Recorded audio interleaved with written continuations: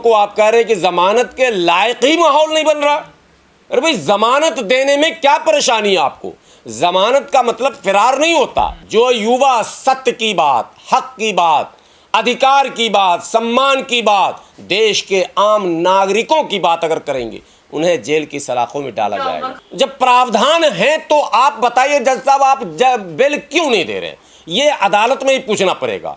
आप अपनी मजबूरी बता के जाइए। आप लॉजिकली तो इन्हें बेल मिलना चाहिए, लीगली तो इन्हें बेल मिलना चाहिए। मुसलमानों का नेता कौन? रवीश कुमार। मुसलमानों का मसीहा कौन? अभिसार शर्मा। मुसलमानों का मसीहा कौन? पुण्य प्रसन्न वाजपेयी। मुसलमानों का मसीहा कौन? तो साक्षी जोशी। एक भी गैर ब्राह्मण नाम नहीं मिलेगा आपको।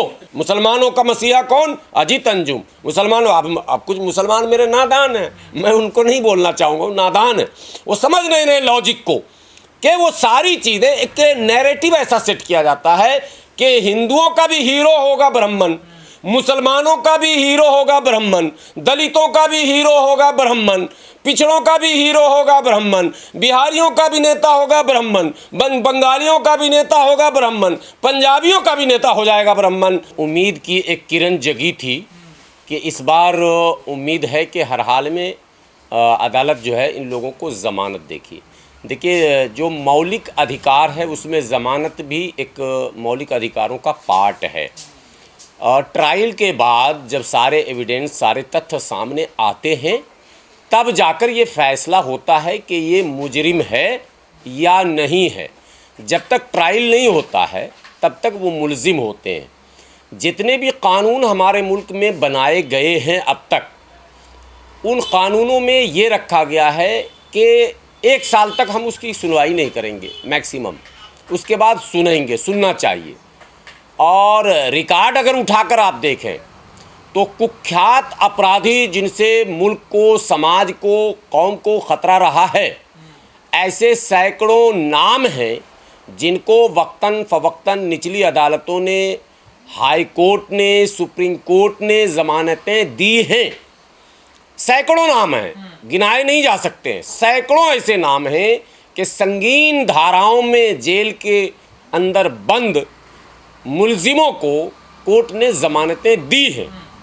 अब दिल्ली दंगे में जो भूमिका को लेकर आरोप लगे हैं शर्जील इमाम पर, CNRC को लेकर, या उमर खालिद पर, या खालिद सैफ़ी पर, या मीरान हैदर पर, और इस तरह के तमाम तकरीबन दर्जन भर जो लोग हैं, इन पर जो आरोप लगे वो आरोप दंगा भड़काने, लोगों को उकसाने, मुल्क के ख़िलाफ़ बातें बताने इत्यादि इत्यादि, इस तरह के आरोप उन पर लगे।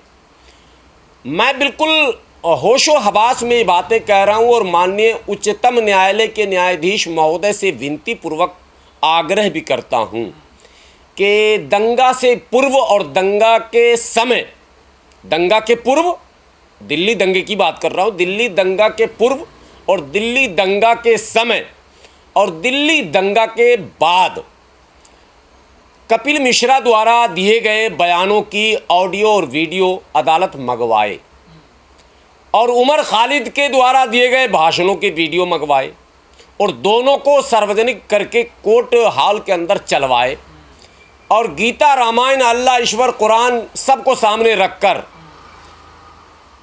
जज साहब स्वयं ये निर्णय लें कि देश और समाज के लिए सबसे घातक बयान कपिल मिश्रा जी का था या उमर खालिद साहब का था।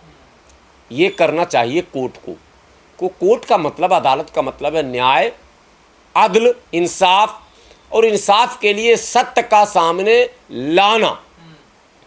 अगर अदालत के पास इतना समय नहीं है कि वो कपिल मिश्रा, रागिनी तिवारी, अनुराग ठाकुर और PWD मिनिस्टर साहिब सिंह वर्मा के पुत्र परवेश साहिब सिंह वर्मा, इन लोगों के बयान को अदालत नहीं देख सकती है, वक्त नहीं है। अदालत तो मुझे लगता है भारतीय जनता पार्टी के किसी नेता के बयान को सुनने का वक्त अदालत के पास नहीं है। मैं मानता हूं नहीं है। आप कह रहे हैं भेदभाव हो रहा है इनके साथ? नहीं, अब कह रहे हैं, मैं क्यों कहूं? अदालतें अपने क्रियाकलापों से खुद ये मैसेज दे रही हैं कि एक को तो हम पकड़ेंगे भी नहीं। कपिल मिश्रा को अगर 10-20 दिन भी जेल में डाल दिया जाता तो दिल को ये सुकून मिलता कि भाई इंसाफ का तराजू बराबर चल रहा। वो जो तराजू न्याय की देवी ली हुई है जिसमें एक तरफ झुका हुआ, मुझे लगता है वही रियलिटी हो रहा कि मामला झुका हुआ है। और मजहब को देखकर अगर फैसले होने लगेंगे तो बचेगा क्या डेमोक्रेसी में? क्या अदालत में बैठे हमारे माननीय न्यायाधीश महोदय सत्य से अवगत नहीं है? मुझे लगता पूर्ण रूप से अवगत हैं, लेकिन अदालतें दबाव में हैं। किसके दबाव में है ये बताने की कोई ज़रूरत नहीं है। बिल्कुल खुली गुंडागर्दी हुई डोनाल्ड ट्रंप के भारत में रहे हुए डीसीपी महोदय की मौजूदगी में थ्रेट किया गया, धमकी दी गई, वो वीडियो वायरल हुआ, कोई कार्रवाई नहीं। ताज्जुब की बात है, क्यों नहीं कार्रवाई हो रही भाई? जब प्रशासनिक पदाधिकारी, वो भी वरिष्ठ पदाधिकारी, डीसीपी मौजूद हो और पूरा संवेदनशील माहौल हो और देश के अंदर दुनिया के एक बड़े चेहरे मौजूद हों, डोनाल्ड ट्रंप, जो ग्रेट डोनाल्ड ट्रंप हैं, मोदी जी के बहुत बड़े फैन हैं, दोस्त हैं। दुनिया में उतना बड़ा कोई दोस्त मोदी जी का नहीं, हालांकि दोस्त उन्होंने आज बदला है, अब शी जिनपिंग जो है उससे दोस्ती नहीं हो रही है और डोनाल्ड ट्रंप बोल रहे हैं अब मैं बात नहीं करूंगा, नाराज वराज हो रहे हैं। बहरहाल वो एक अलग विषय है। लेकिन डोनाल्ड ट्रंप की मौजूदगी में अमेरिका के प्रेसिडेंट भारत में मौजूद है, सिक्योरिटी हाई है, उसके बावजूद डीसीपी महोदय के सामने जो शब्द इस्तेमाल किए गए हैं कपिल मिश्रा के द्वारा, वो शब्द निहायत ही आपत्तिजनक, असंवैधानिक, असामाजिक, अमर्यादित है। कोई संज्ञान नहीं लिया गया, कोई पूछने वाला नहीं है। रागिनी तिवारी के वो सारे वीडियोस, कोई पूछने वाला नहीं है। सैकड़ों वीडियोस आ रहे हैं, कोई पूछने वाला नहीं है।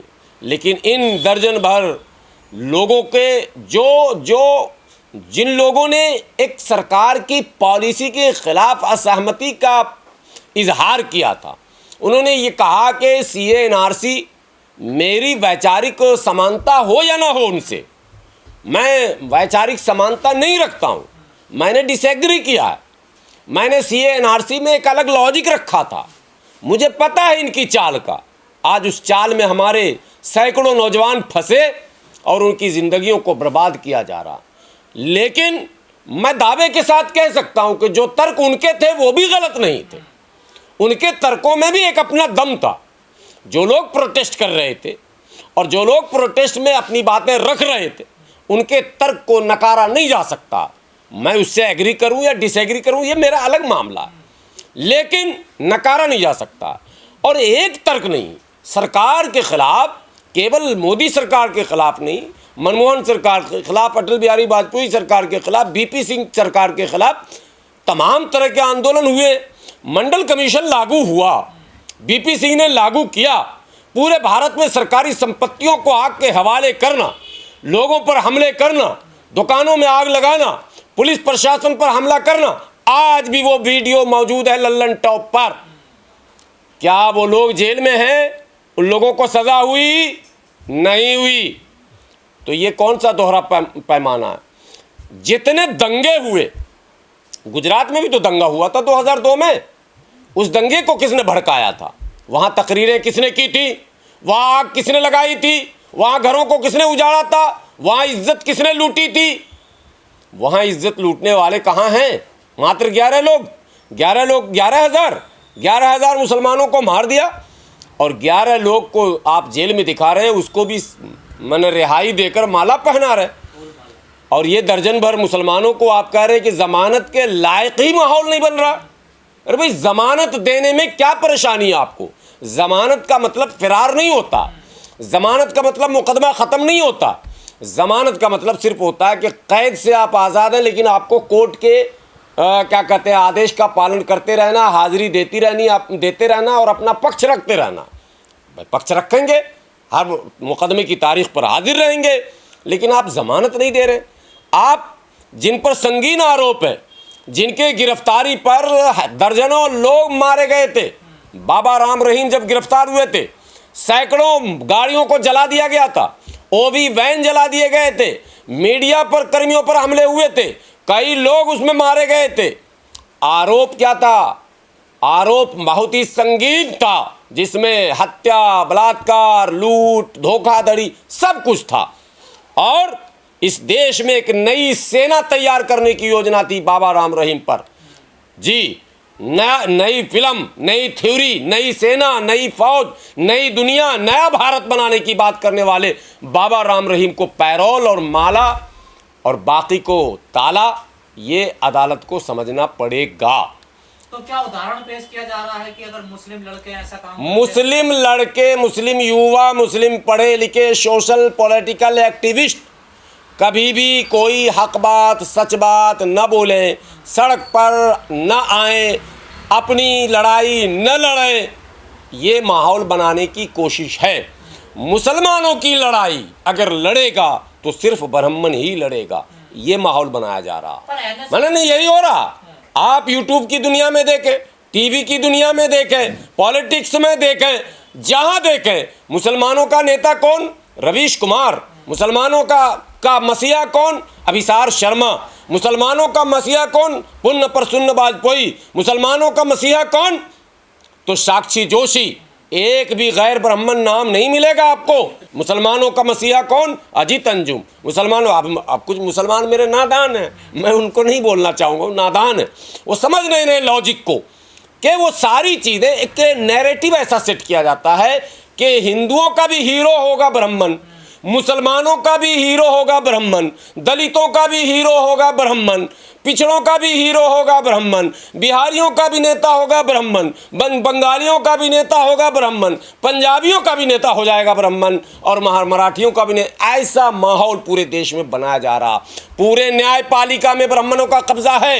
बार बार मैं कह रहा हूँ, न्यायपालिका में आरक्षण क्यों नहीं, ये सवाल उठता है और दब जाता है। इस सवाल को पूरी ताकत के साथ रखने की जरूरत है। न्यायपालिका आरक्षण से अछूत क्यों? सारा जो लॉबी है ब्राह्मण बनियों का, बनिया धन कमाता है, ब्राह्मण को सम्मान चाहिए, ब्राह्मण को और कुछ नहीं चाहिए, माल तो है ही सम्मान के साथ। तो ये लॉबी एक है पूरे देश में जो पूरे देश का शोषण करना चाहती है। तो ऐसे युवाओं को, जो युवा सत्य की बात, हक की बात, अधिकार की बात, सम्मान की बात, देश के आम नागरिकों की बात अगर करेंगे, उन्हें जेल की सलाखों में डाला जाएगा। खालिद निकल पाएंगे जेल से या फिर जेल में ही? देखिए, ये तो अदालती प्रक्रिया है, लेकिन हमें लगता है कि हमारे जो वकील खड़े हो रहे हैं, उन्हें थोड़ा सा मजबूती से अपना पक्ष रखना पड़ेगा। कई लोगों को जमानत मिली है, देखिए अभी मिली है। मैं कह रहा हूँ, हमारे वकील शायद मजबूती से पक्ष नहीं रख रहे। मजबूती से पक्ष का मतलब जज साहब से उनको कानूनी जिरह करना पड़ेगा। जब प्रावधान है तो आप बताइए जज साहब, आप बेल क्यों नहीं दे रहे हैं, ये अदालत में ही पूछना पड़ेगा। आप अपनी मजबूरी बता के जाइए। आप लॉजिकली तो इन्हें बेल मिलना चाहिए, लीगली तो इन्हें बेल मिलना चाहिए। जो तमाम अदालतों के दूसरे फैसले हैं जिसको हवाले के तौर पर, उदाहरण के तौर पर प्रस्तुत किया जाता, जो वकील पेश करते हैं, पूरा एक सिस्टम होता, उसका एक बुक होता, आपको पता कि नहीं? जो सुप्रीम कोर्ट के भविष्य के जितने फैसले हैं उसका एक बुक बनता है, वो वकील को मिलता है। अतीत के जो फैसले हैं, मैं भविष्य बोल रहा हूँ, सॉरी, अतीत के जितने फैसले हैं, जो पहले फैसले आ चुके हैं, वो कानून बन जाता है, उसी को उदाहरण के तौर पर प्रस्तुत किया जाता है। तो अब तक सुप्रीम कोर्ट के द्वारा, हाई कोर्ट के द्वारा जिन जिन लोगों को बेल दिए गए हैं, तो हमारे जो वकील हैं वो उस तमाम हवाले के साथ वहाँ खड़े हों, और फिर अगर उसके बाद भी जज साहब बेल नहीं देते तो वो पूछ लें सिर्फ इतना कि जज साहब जाते जाते प्लीज़ एक चीज़ बता दो, अब ज़मानत आप क्यों नहीं दे रहे हो, ये बता दो बस प्लीज़। जज साहब के मुंह से निकल जाएगा कि भैया मैं इसका जवाब नहीं दूंगा, तुम समझ रहे हो, मुझे लॉयर नहीं बनना, तो बात समझ में आ जाएगी लोगों को। यहाँ एक नज़ीर है, एक उदाहरण है, एक लंबी फहरिस्त है। मैं एक बात पीस पार्टी के राष्ट्रीय प्रवक्ता होने के नाते बड़ी जिम्मेदारी से कहता हूँ, हमारा मानना है कि इंसाफ में भेदभाव नहीं होना चाहिए। कोई भी हो, मजदूर हो, मजबूर हो, परेशान हो, झुग्गी में रहने वाला हो, नाव चलाने वाला हो, सब्जी की खेती करने वाला हो, रेड़ी पटरी लगाने वाला हो, या वक्त का बादशाह क्यों न हो, इंसाफ में किसी के साथ भेदभाव नहीं होना चाहिए। और इंडियन डेमोक्रेसी में भेदभाव की गुंजाइश थी नहीं, गुंजाइश निकाल ली गई है, गुंजाइश है नहीं। हमारे भारत का संविधान with the people of India का मामला, हमारे यहाँ हम भारत के लोग हैं। ये नहीं कहा कि हम ब्राह्मण, हम बनिया, हम क्या कहते हैं शूद्र, और हम फला, और हम चिला, और हम ये, और हम बिहारी, और हम बंगाली, और हम नेपाल। नो, हम भारत के लोग। और इक्वल जस्टिस की बात कही गई, इक्वल अपॉर्चुनिटी की बात कही, इक्वल सब में इक्वलिटी की बात की गई। लेकिन सत्ता में बैठे लोग संविधान की मनमानी व्याख्या करके कहीं ना कहीं संवैधानिक व्यवस्थाओं को कमज़ोर कर रहे हैं।